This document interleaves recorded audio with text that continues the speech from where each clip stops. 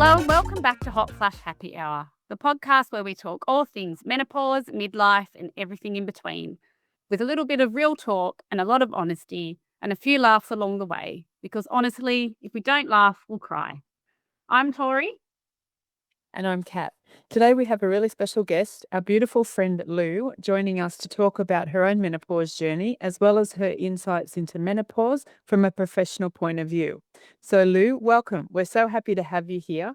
Can you tell everyone a little bit more about yourself and what it is that you actually do?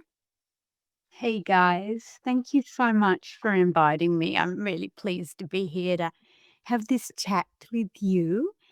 Um, what is it that I do? Well, the official title is I'm a trauma-aware counselor and a somatic experiencing practitioner.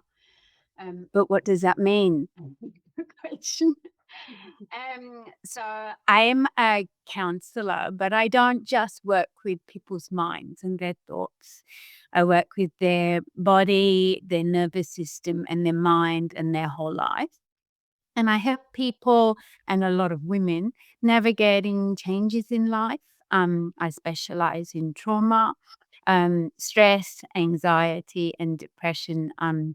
Things that by the time we get to a certain age, we've all experienced a fair bit of all of that. Um, I've got a background in yoga, meditation, psychology, and counseling. So I'm kind of a mix of a bit nerdy and a bit alternative. I love that, Lou. Thank you so much for being here. And yeah, I actually, when I was putting the script together, I was like, I'm going to let Lou explain what she does because it's a lot. And I was like, I don't know how to make it. Yeah, there's so many things. So yeah, really, thank you so much for being here. Thank you so much for having me. That sounds awesome. All right, so let's get into today's conversation because there is such an important one, especially around the nervous system, emotions, and what's really going on beneath the surface during menopause. Yeah. So, Lou, what was your personal experience of menopause like? That's a really good question.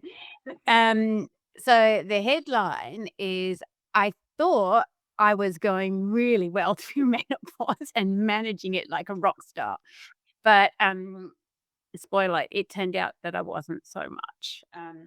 But to start off with, I felt like I was navigating all the symptoms quite well. Like, yes, I was getting the nighttime hot flushes, a little bit more sensitivity and irritability. Noticing my nervous system was a little bit more reactive for sure. But I was making lifestyle changes, listening to my body to work out how I could do that as naturally as I possibly could. So lots of yoga and meditation, lots of exercise. And then I started making some changes like I gave up coffee, cut back on tea, although that's an ongoing battle. And I actually, the big one is I ended up giving up alcohol altogether, which I noticed had a massive impact, positive impact on taking away the hot flushes and actually allowing me to sleep. Um, I just ended up falling in love with sleep more than I did than a glass of wine. That's a big one. Yes. Yep. I'm finding that myself. I'm really not that into alcohol anymore. Like anytime I do, same thing. It's just not. It just seems to make the inflammation in your body worse, and it doesn't really help with the symptoms at all. Yeah, yeah, and, like, don't get me wrong, I loved wine, like, big time, it's delicious and everything, but the price I had to pay for it started outweighing the benefits that I got from it, so, yeah, it was just a personal decision I ended up making. Yeah. Es- Especially when you have one or two glasses and then you feel like you've got a hangover for 2 days, which is just not normal. There's something not right there. Yeah, sure. Yeah. So Lou, and also you had a hysterectomy. So you didn't Mm. have those typical markers of where you were in menopause. Do you think that made it harder to understand what was happening in your body? Yeah, yeah, I think that was an interesting part of my journey. So it turns out that my body is really good at growing fibroids, big sort of tennis size or bigger balls in my uterus. And I had those removed. I had an ablation because I was trying to avoid a hysterectomy. And within a couple of months, they grew back. And the blood loss every month that was associated with that, my doctor in her referral described as ridiculous. She used that to describe Wow. Good medical term there. Yeah. So let's just say it was messy big time and I had no iron in my body. And so the second time round, they just basically said, you've got no option now. You need to have a hysterectomy. Um, so they took out my uterus and left the ovaries in there so I could go naturally through menopause. But without having periods every month, I really had no idea where I was. I went from really regular and massive periods to none at all. And so it was just a guessing game of where I was in terms of perimenopause, menopause, or post menopause. So um, it was really unclear to me, and I think anyone who has had a hysterectomy can really, relate to that mystery of not really knowing where you're at in the whole cycle. Yes, I think Kat can relate to that one. She's Absolutely. had that same had thing, it. and she said, yeah. Yeah, I had it on when Keely was 18 months old. So, yeah, well, what is she now? 13, 14 in a couple of months. So it just, I thought I'd skipped it. I honestly thought I'd skipped it. And then, the last couple of years, it was like, bang, no, you Yeah. haven't. Yeah. Okay. Yeah. So it does throw your body, into. Yeah.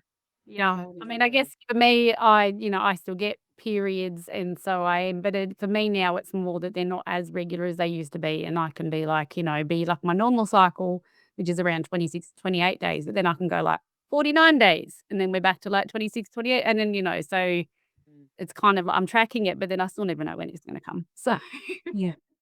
so it is, yeah, but definitely I can understand why that will be, yeah, you're not sure as much. You don't know Yeah. so many things. Yeah.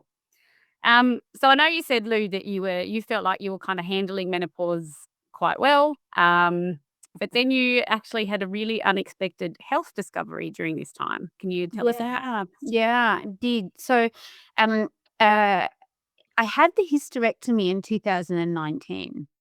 And then in 2021, I was having an X-ray done, a sort of routine X-ray in the chest area, and it came back going, "Oh, there's nothing, to worry about in the chest area." But we can see the thoracic spine, and there seems to be some fractures in the vertebrae in the thoracic spine, and recommend a bone density test, which I didn't think happened till much later in life. Although I guess I was quite old, I just didn't feel it.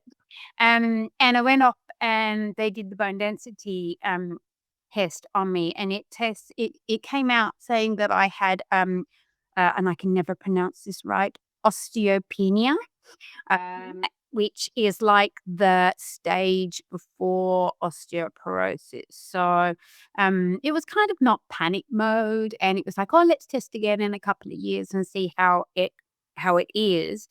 And a couple of years later, I was fully in osteoporosis.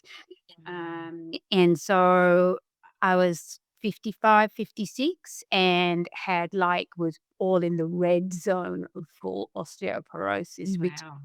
blew my mind, was really quite a surprise because I was thought I was managing through menopause really quite well. Um, and also, I've always been really active, really fit Yeah. and active. And friends would describe me as strong and active. Oh, Lou, she'll hike all the way here and she does yoga every day and stuff. And it was like, oh my God, I'm a crumbly bone old woman all of a sudden. Like it was a surprise. Yeah, I mean, that must have been such a shock, especially when you felt like you were managing everything so well. What did the experience teach you about menopause, especially around things like bone health that we don't always think about? Yeah, it was not something that was on my radar at all. And really, the focus is on what you can feel and see, whether you're having periods or not, whether you got hot flushes or not. And the fact that there's these invisible systems, these silent things happening deep within you, was not something that I was really that aware of at all. So it was, yeah, when I got that osteoporosis diagnosis and, I was going to see doctors and they were going, "When did you have your last fall?" And I was like, "Oh my God, how old am I?" Um, it was really quite shocking. And I've always been a bit of a nerd and a researcher, so it prompted a lot of research for me in terms of menopause and bone density and what on earth I could do to address this without having to go on osteoporosis medication. Um, so one of the biggest things I learned was the importance of the role of estrogen in the body and how when you suddenly are flatlining an estrogen as I was, what a dramatic impact that can have on your bone density and your overall strength and well-being. And then I learned about the importance of sleep, protein, weightlifting, and other supplements and stuff like that. Yeah, and stress. Yes. Yeah. Yeah, for sure. Kind of scary that something so significant can be happening without obvious symptoms. I mean, I guess we all kind of think, when they said to you, "Have you had a fall lately?" You think you relate it back to seeing your grandmother walking hunched over, or an older lady with osteoporosis. You don't think it could be happening so easily to someone our age. It's scary. Yeah. So like you said, listening to your body. So do you think that women are generally educated enough about this side of menopause? Well, I definitely wasn't, clearly. And when I spoke to many of my friends and then my clients were coming in and talking to me about their experiences too, I realized that it's not something we talk about very much in society or we have much knowledge about. And when it comes to the use of hormones or hormone replacement, there's so much misinformation, myths, and misunderstandings. There was that huge study done relating to hormone replacement and the potential of breast cancer and those sorts of things. And the results have been so poorly interpreted and advertised, and did a flip on their results. But like 20 years later, people are still thinking, I can't take hormone replacement therapy because I'll get breast cancer. And I was one of those because my mum passed of breast cancer. So I was terrified that estrogen would give me that. Um, and so there's this fear around it. But my personal experience was that estrogen was a game changer, totally. Yeah. So many levels. So many. Yeah. No, but it is true though, women I find don't know enough about it because it never used to be talked about. The older generations never talked about it. They just suffered through it. The medical world didn't know anything about it because they didn't study women. Yeah. Way too hard, apparently. Yeah, and the funding that goes into women's health and women's issues, men's issues, you think, "Well, don't get me started." Yeah. So when I did that's why I actually did a menopause coaching course because I really wanted to know for myself to then be able to help other women. And I learned a lot about that too. And yeah, the bone density one, I always used to think of it as, oh, it's a much older person thing, but it turns out it's not. It's actually at much higher risk of low bone density and then osteoporosis in your like late 40s to 50s when you're going through the menopause transition. So yes, and but yes, doing weights actually does help, and that's something that I do a lot of. So Yeah. so moving on, in your work, you talk about menopause through a whole person lens. Can you explain what this means? Absolutely. So, excuse me if I get a bit passionate now as we're talking about my work and my passion. That's okay. But, you know, we're not a mind walking around on its own and then a body walking around on its own separately. We're a person. We're a whole being. And so when I work with people, we look at their life and their body and their mind and their history and their context and their relationships. And so if I put it through a more clinical lens, I use what's called a biopsychosocial model. But basically that means I'm interested in how are people physically, how are their hormones, how do they sleep, how do they exercise, what do they eat, what drugs do they take, all of those things. Psychologically, how is their mood, what are their thinking patterns, what is their identity and how is that changing? And then emotionally and with their nervous system, how are they coping? How reactive are they finding themselves to what? And how connected are they to their community, and their loved ones as well? Um, what their life history is, how that affects them, and what the current context is of, all of these things together. So we are complex beings, and you can't look at one symptom or one element. We need to look at the whole picture and the whole person to figure out what it is that will help them to live their fullest life. Yeah. Yeah, I love that. I'm very much about all that as well. But it's not just fix the symptom, which is really how the medical world's always kind of approached things. It's looking at the whole picture. And yeah, like I said, I'm very much into that. So, That's yeah, it's so interesting what we just, with the whole mind body thing, where it's becoming, I guess, a bit more of a focus nowadays with, the internet and everything like that. So people are starting to connect the dots, I think. So do you find that women often come in thinking that it's just one issue, but it's actually layered? Yeah, yeah, totally. And I mean, you're right, Kat. It is becoming a much hotter topic. The word somatic seems to pop up everywhere on social media at the moment. yes. And somatic. I mean, what does it mean? To start off with, soma is for body, so it means relating to the body. So it's a big sort of umbrella term. But if someone is doing something somatic, it's relating to the body. Um, but coming back to what you were actually asking, um, uh, when people come in to see me, they're usually just really frustrated with how reactive they are feeling in this moment, affecting their current relationships and their self-esteem.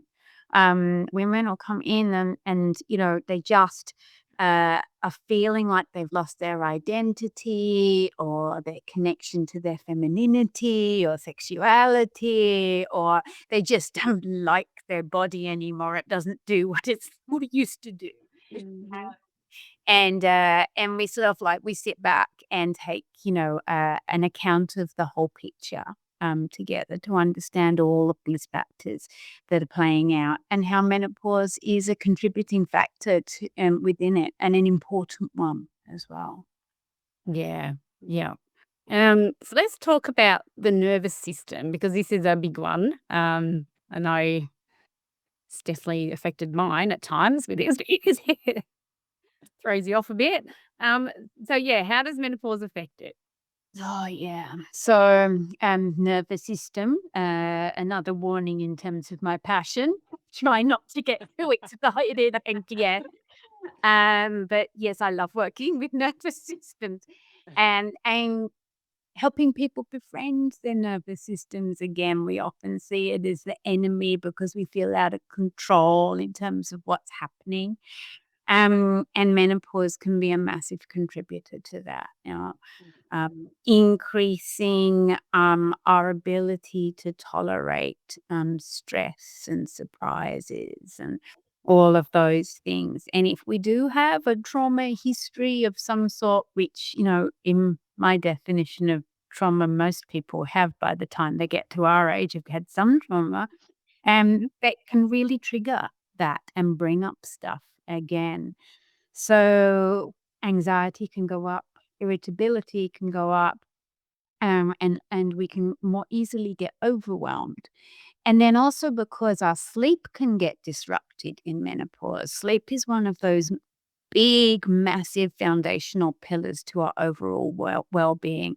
So if that starts to get disrupted, the wheels really start to wobble quite a bit as well. And just generally, people can start feeling less like themselves. Their body is less predictable. Their behavior then becomes less predictable. They're less sexy, and they're just less me. Just where's me? I don't feel like me anymore. Yeah, I definitely. feel like you're ticking boxes for me there.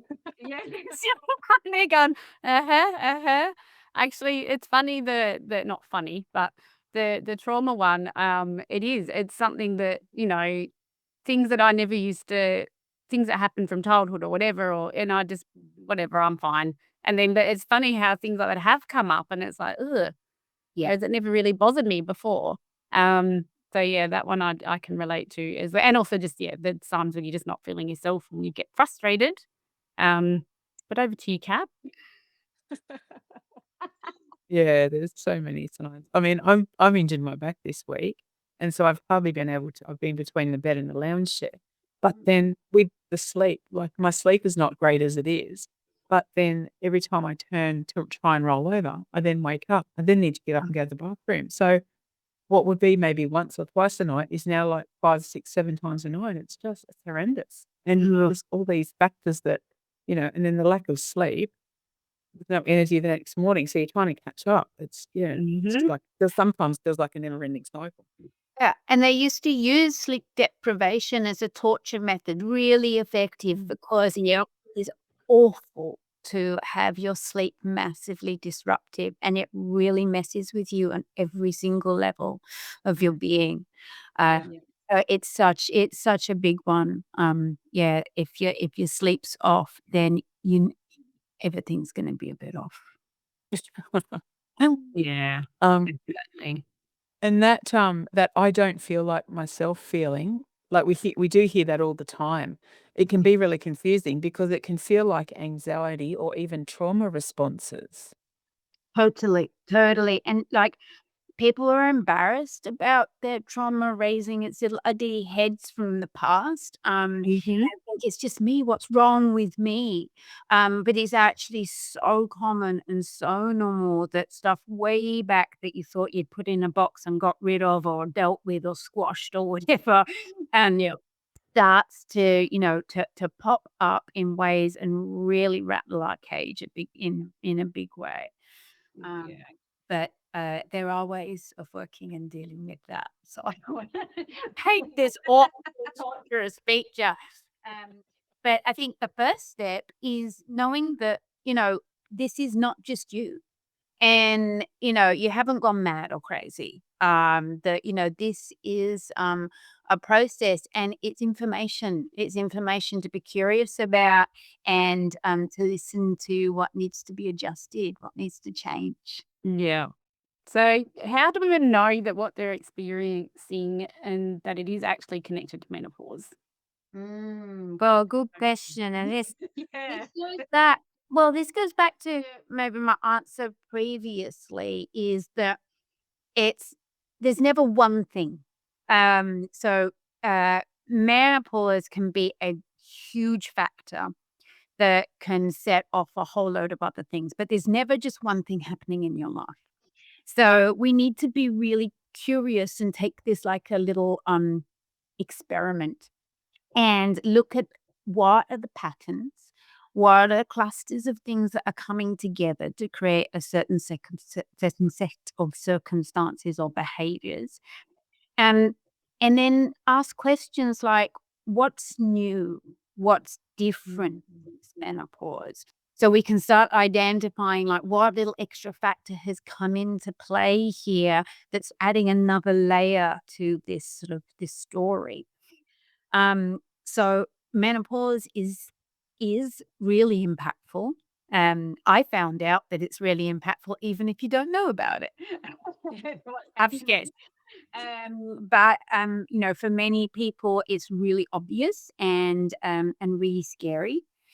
And becoming curious and remaining open to possibilities and ways forward is really the key. So, um, if we're of a certain age and we are going through menopause, there will be factors that are definitely influencing the bigger picture. Yeah. Yeah, sure. And then I think there's also a big gap in how menopause is treated as well.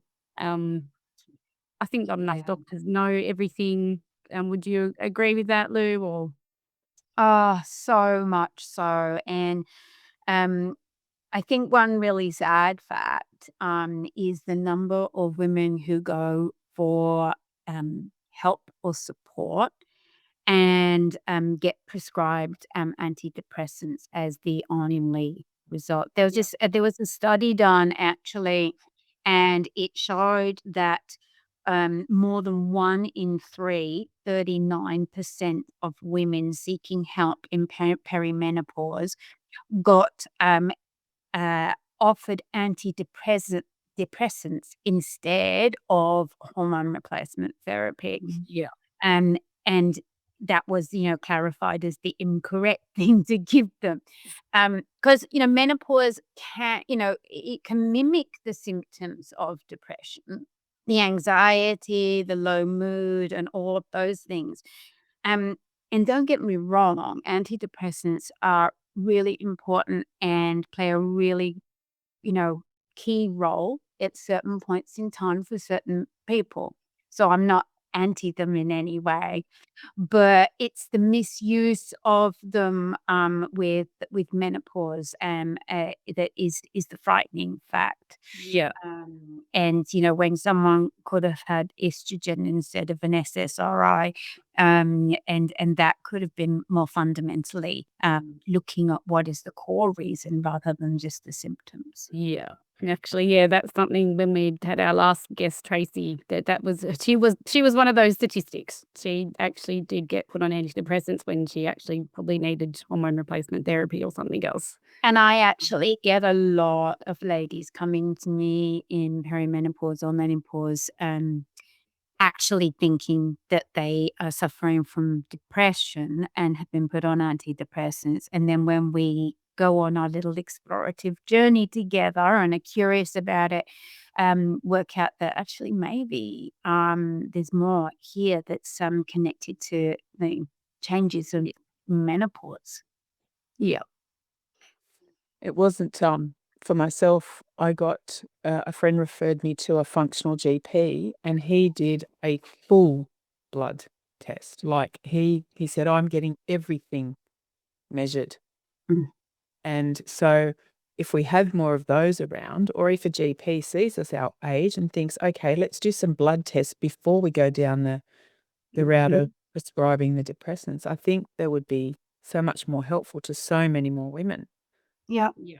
yeah. Just And but you don't know what you don't know. exactly. And, I really don't mean in any way to badmouth GPs. They're doing an amazing job, but Yeah. they have to literally be such general practitioners. They have to know a little bit of everything to be able to point people in the Yeah. right direction. The consultation hours are in time is so short, and they're really stressed and pushed for time. And we also have to take responsibility for our own lives and health as well, and not defer to someone just because they have like a title, um, Yeah. a doctor, and really look at the whole picture for ourselves because, what are they going to find out in 10 minutes as well? Yeah. So that was one thing that, I noticed I had done for myself is just gone in and just whatever the GP says and not really thought about it until I had got that surprise and did a bit more research myself. Um, but yeah, more information available generally. And yeah, having beautiful talks like like you girls, is just so beneficial more at that society and cultural level. Is just raising the awareness. And if you do go into your GP and something doesn't feel right when they're prescribing something or telling you something, then step up and seek further advice or look, Yeah. get a second opinion, or if it just doesn't feel right, discuss with them, you know, in that instant, well, could it possibly be this, or, if you just go with your gut. If it doesn't feel right, don't just accept what they take as possible. Wisdom, such wisdom in those words, Kat, is like our deep wisdom sits in our bodies. So if something feels off in your body, you feel a little bit uncomfortable, that didn't feel right. Listen, Yes. really, really well, because usually if it doesn't feel right, it isn't right. And there's some information there for you to follow up on. Yeah.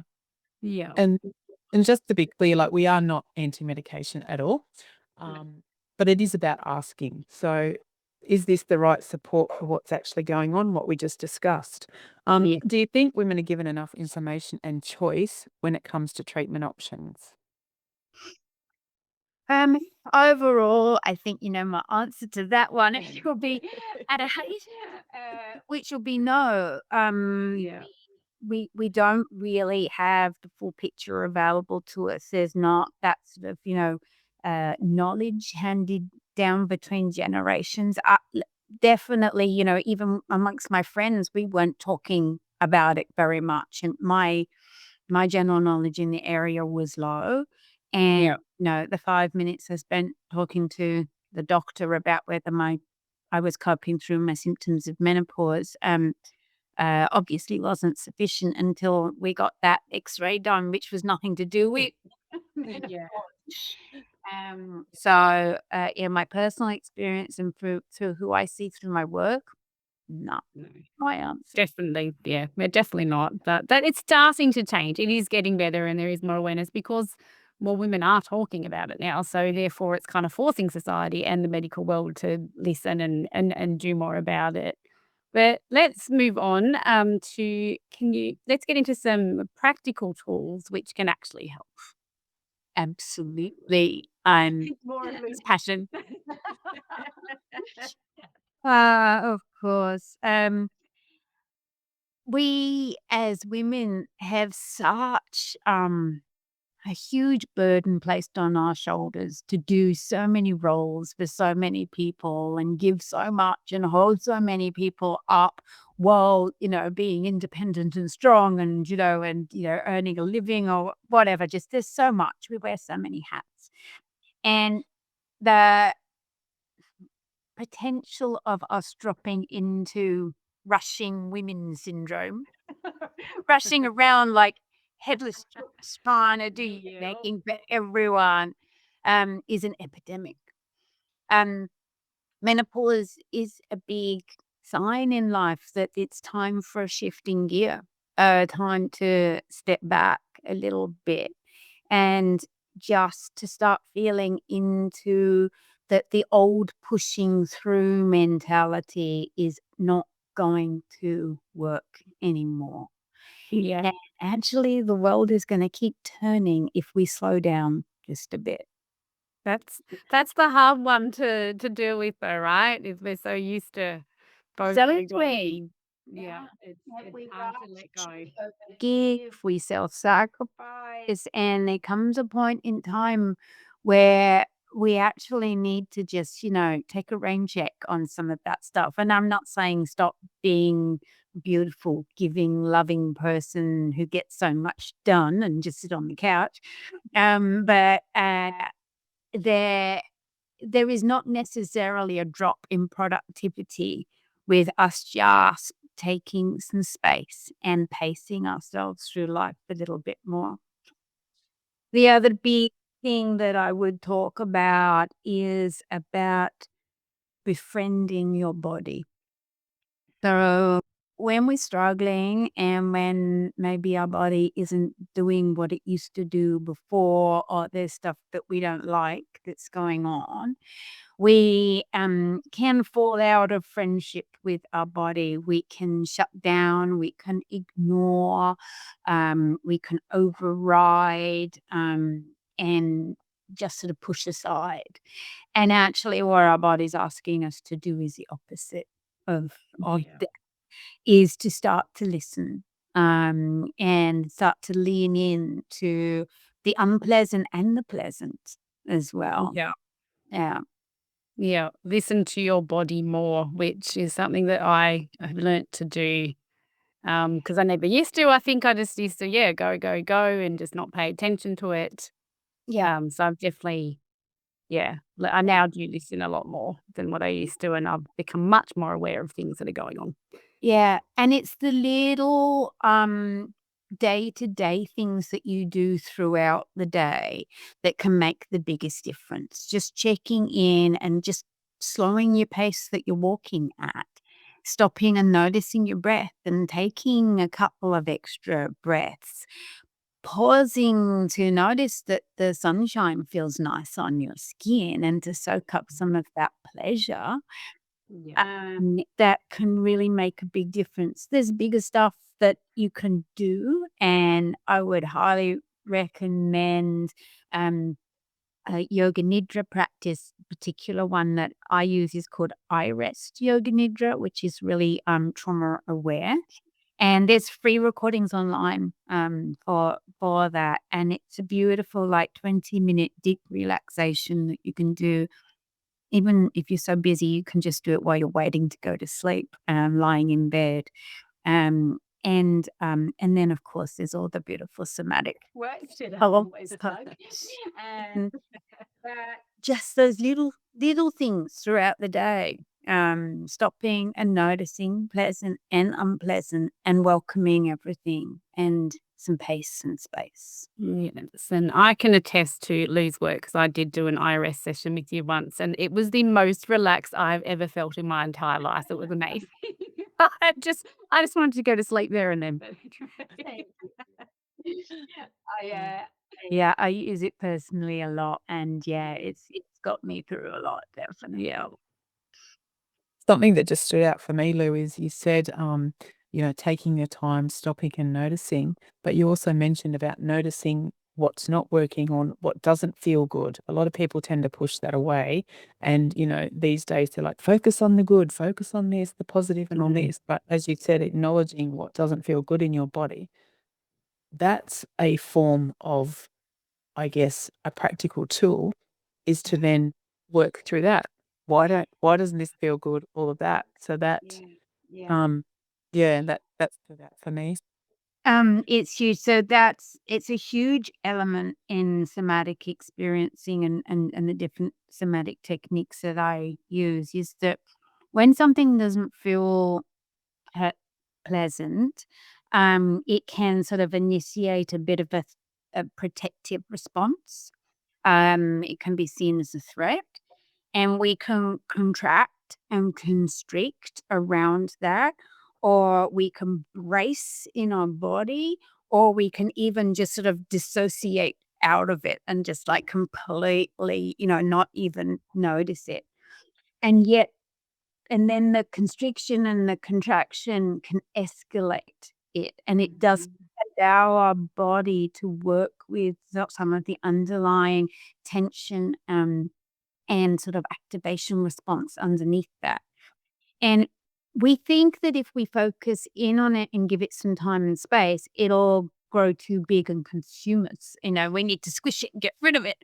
But actually just pausing and feeling into those sensations and the subtleties of them, and sitting with them for a little while with curiosity and an invitation for it to exist and be there, can actually help shift and resolve things a lot quicker than the constriction and the ignoring. The body just has to shout a bit louder then sometimes. If we try and push it away, it just turns the volume knob up. Yeah, and comes back at another time when we least expect it. Yes. Definitely. So for anyone that's never done this kind of work, whether it's a somatic practice or any, grounding or, any of this kind of work, where would you suggest that they start? Yeah. Really good question. I've said that a few times, haven't I? Um, First of all, I'd give a couple of overarching pieces of advice. Is be compassionate and kind and gentle to yourself. There's a concept of faux or fake self-care, and these are all the shoulds that we should on ourselves with. And we don't want these things just to be more on the to-do list that we feel guilty about not getting around to. Okay, so Yeah. that faux or fake self-care when it's just another thing you haven't done that you feel guilty about. So don't try and launch into a whole new to-do list of things you need to do to fix, but just ease yourself into some small and simple stuff and be curious. So just pausing and noticing how you're breathing. And funnily enough, if you pause and you just notice how you're breathing right now without feeling like you need to change or fix it, you'll notice that your body will just adjust naturally. That just the fact that you're taking your awareness there, you'll notice that your body will instinctually just open and soften a little bit more without you having to take sort of big gasping breaths or something like that to try and fix it. But just take your attention to your body occasionally and listen to it, noticing your breath and just these little small practices throughout the day. As I mentioned before, pausing to notice the pleasant things in life. And I'm not talking about, stopping all the time to smell the flowers, but even when you're washing your hands, when the water suddenly changes from cold to warm, and it's like, oh, that's nice. Just taking a moment to notice those tiny things in life, how good it is to have a shower, or to, sit in the sand or something like that. So, there's little tiny things that we can do to just start to befriend and start this communication back with our body and a reconnection to pleasure again. Yeah. Love that. Yeah, thanks for that, Lou. Is there anything we could do right now, maybe as a little practice just to so our listeners can I'd do a little love to. something? Let's do something a little bit different. So first of all, I'll ask you a question. Turn the tables on you for a second and like, tell me about your jaw. Uh, what happens with your jaw throughout the days, or what you notice about your jaw? Yeah, my jaw gets a bit achy, actually quite a lot achy. I do get a lot of jaw pain, less so now that my sinuses have been repaired, but but yeah, I do. I do get a bit of not severe, but yeah, I do notice tension in my jaw, Yeah, yeah. Cat? especially up I around noticed. Sorry. sorry. Yeah. And cat? I noticed that I clench unconsciously a lot through the day, and obviously at night I can wake up in the morning and I feel like I've got a headache, but my jaw feels tight. So I've been like, yeah. Yeah, yeah. And those are a couple of the most common things I hear. And so firstly, our jaw is directly connected to our pelvis and our pelvic floor. Okay. So when we get tense and we're trying to hold our stuff together, we instinctively sort of brace and clench our jaw a little bit. But let's just do a couple of things now. Can you both really clench your jaw and really tighten it up? And now check in with your pelvis and notice what's happening there. Yeah. Mm. And now just let go a little bit and just see what happens with your pelvis as well. That's really weird. Yeah. Yeah. There's a strong connection between the two. Yeah, it tensed up when I tense my jaw.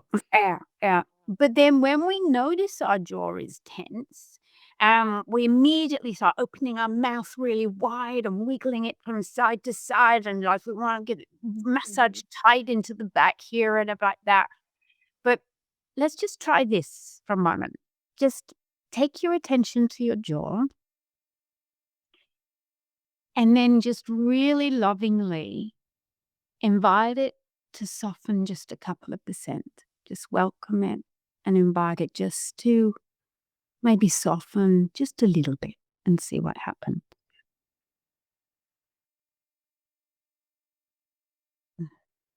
What did you notice? Feel more relaxed. Black. Yeah.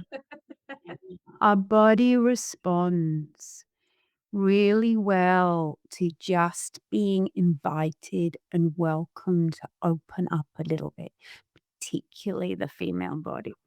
Not forced and yanked and right, we gotta do this and like that. So this really soft relationship with your body where you're listening, but also just welcoming and inviting can have a huge effect.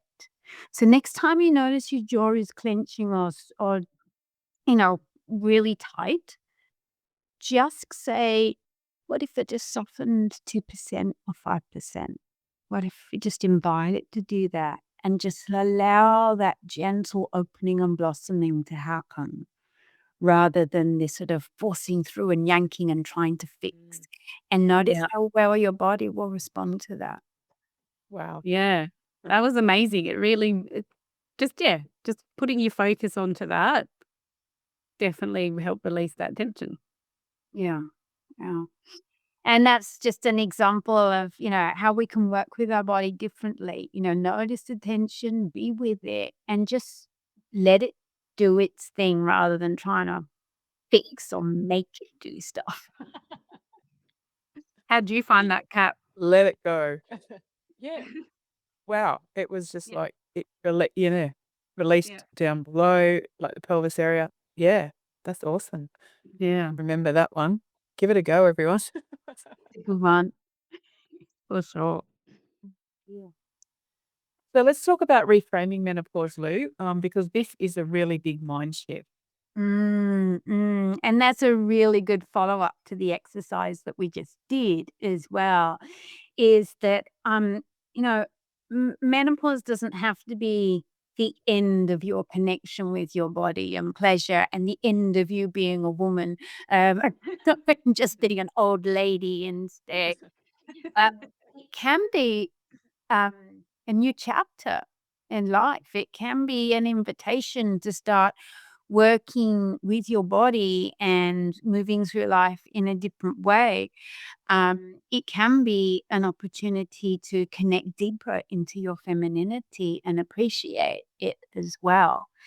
And to spend less time just forcing and rushing and pushing through and over giving to everyone else, and actually start to turn inward and listen and to reflect and to start living in line with your needs and your values and have this curious exploration of a new relationship with you and your body that can be really quite beautiful.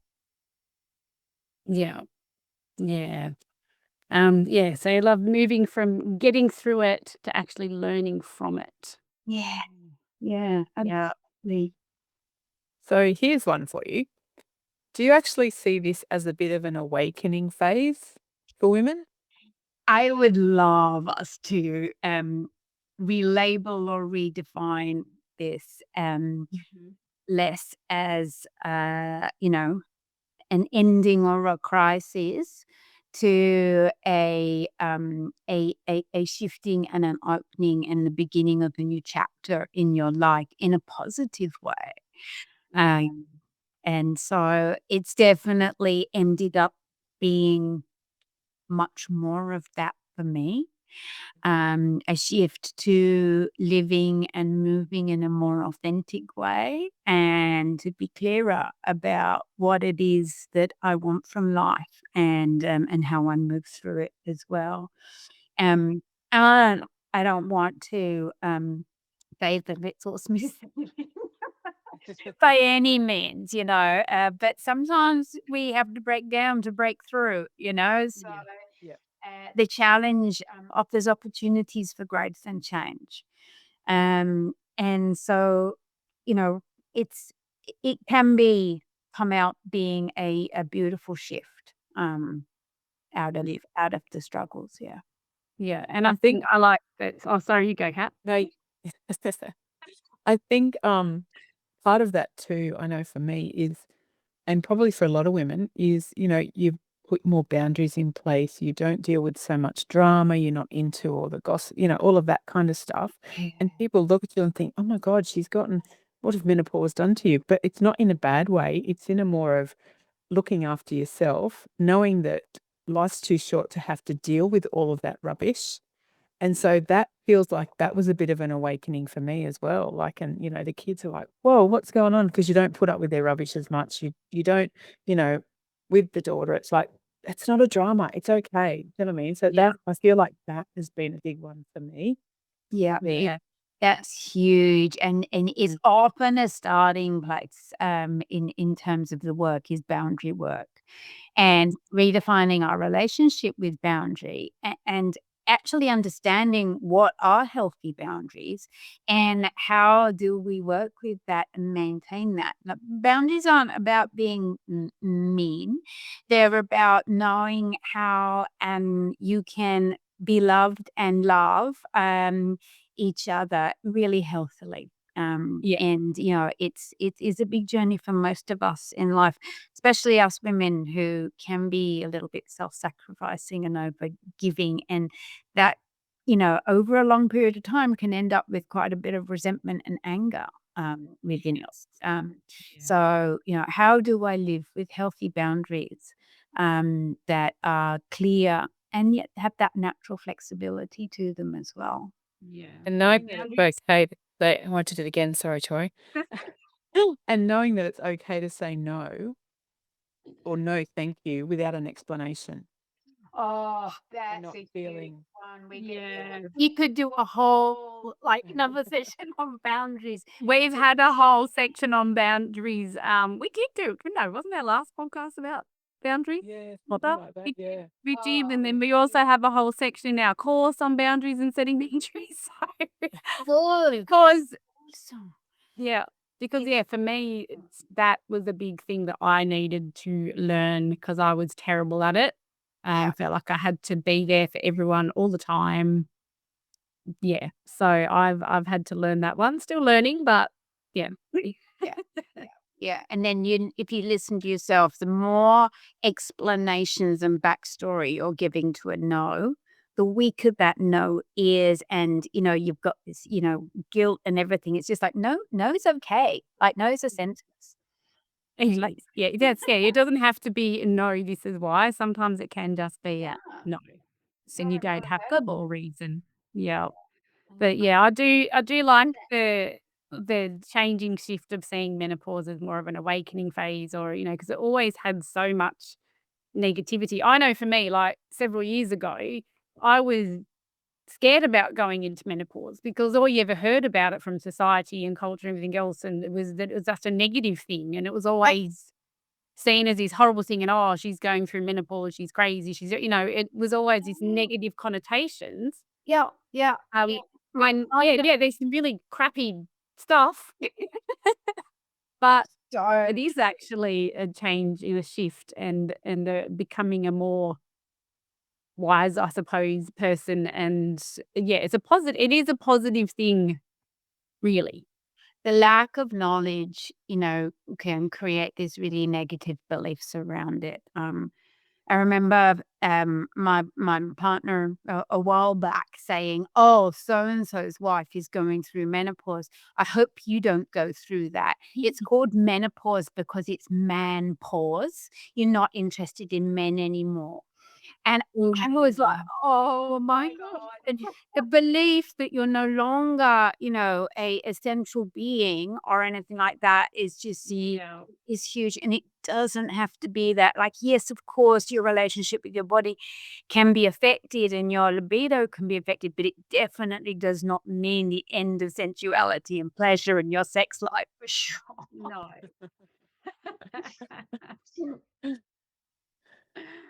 Oh gosh. All right. So we're getting towards the end, but what do you wish more women knew about menopause, Lou? I wish That's a tricky one. that's a tricky one. I wish more women. I wish that actually uh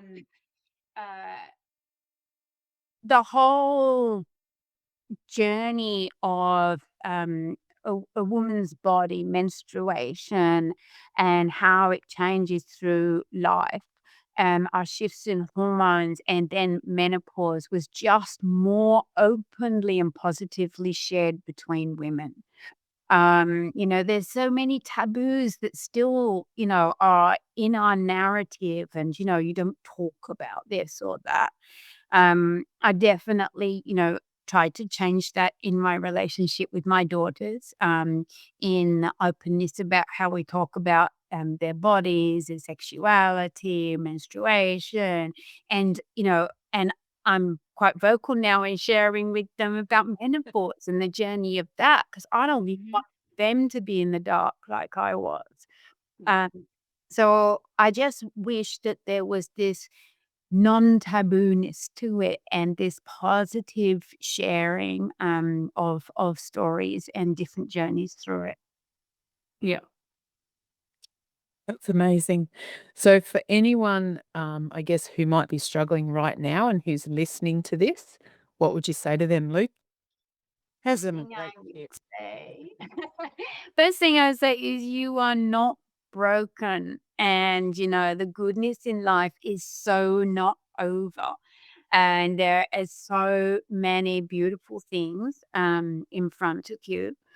But what you're experiencing is real, and it can be really hard. And you're not alone. A lot of people are in the same boat, and so you don't have to be embarrassed or hide it in any way. Be curious and open to um, your body and what your next steps are, and find the support that suits you and fits you as an individual on your journey. Because it doesn't have to. If you're struggling right now, it doesn't have to be that way. Yeah. Beautiful. Oh, Lou, this has been such a beautiful and grounding conversation. Thank you so much for sharing your experience and your wisdom. It's been absolutely amazing. And I'm sure we could literally talk for hours and hours more about all of this. But I don't know that we can go for that long. Yeah, and that rabbit hole. I feel like this is going to be one of those episodes where women are going to come back again and again. And also, if you would like to get in contact with Lou, what is your business name and what are your details where they can get in touch with you? Sure. So, my business is called Fig Counselling, like FIG, Fig Counselling. And easiest way to find me is through my website, www.figcounselling.com.au. And on there is my email and my phone number, WhatsApp, and all about me and what I do. So yeah. Just with that, Lou, I just wanted to let everyone know that Lou is actually based in Foster in New South Wales. But if you can't get to her, she does all her iRest and all her sessions can be done by telehealth. And the feedback that we've had from different clients of Lou's is that telehealth is just as successful and works just as well as being face to face because you do see her on the computer. So I can vouch that, yeah, if you can only make it telehealth, it's still worth getting in contact with Lou to do a session because she is amazing. Yes. And we will also share Lou's details in the show notes, along with, I think Lou mentioned when we were having a chat before we started that she'll have some links as well for some free resources. Yeah, I'll do that on my website. I'll give you a link. There's a blog about a grounding exercise called the Inner Resource, which is part of Iris. But there's a quick little 4-minute version, and I've got a little recording of me guiding through people to do that. And so I'll give you that. And it's just little free resources, a quick, grounding exercise that can be quite powerful. Awesome. Amazing. So that's a wrap for today. If this episode resonated with you, please share it with a friend who might need to hear it, and follow us on your favorite podcast listening platform, also so that you don't ever miss an episode. You can also follow us on Facebook, Instagram, and TikTok at Inspired Actions Co. We also now have a school community, which is very exciting, where we have discussions, free resources, and access to our courses. So just search for Inspired Actions Co. on school. And school is SKOOL for those who don't know. And as always, remember, you're not alone in this. So until next time, bye for now. Thanks, guys.